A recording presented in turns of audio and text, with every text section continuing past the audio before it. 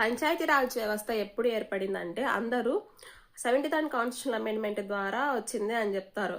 కానీ దీనికి బేస్ ఏంటంటే బలవంతరాయ్ మెహతా కమిటీ. ఎందుకు ఏర్పడింది బలవంతరాయ్ మెహతా కమిటీ అంటే స్వతంత్రం తర్వాత గ్రామాల అభివృద్ధి కోసం community development programme and national extension programme అనేది స్టార్ట్ చేసినారు.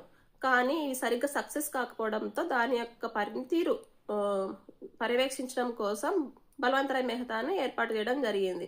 ఈయన ఏం సిఫారసు చేసినాడంటే ఈయన యొక్క సిఫారసులు ఏంటంటే 3 టైర్ స్ట్రక్చర్, గ్రామ పంచాయతీ, పంచాయతీ సమితి, డిస్టిక్ లెవెల్లో జిల్లా పరిషత్. ఓకేనా.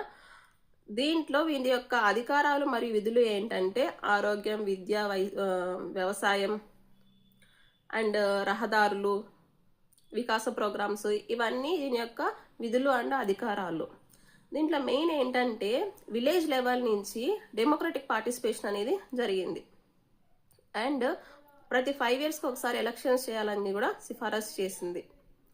అదే కాకుండా దీంట్లో 3 టైర్ స్ట్రక్చర్లో పంచాయతీ సమితి అనేది మెయిన్ బ్లాక్గా తీసుకోవాలి, మెయిన్ యూనిట్గా దీన్ని పర్యవేక్షించాలి అని చెప్పింది. జిల్లా పరిషత్ వీటినన్నిటికీ సహకారంగా ఉండాలి అని చెప్పేసి ఈ సిఫారసుల ద్వారా తెలియజేయడం జరిగింది.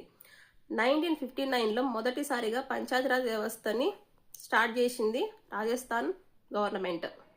లేటర్ ఆంధ్రప్రదేశ్ అండ్ మిగతా రాష్ట్రాలు కూడా ఈ విధానాన్ని అమలుపరచడం జరిగింది.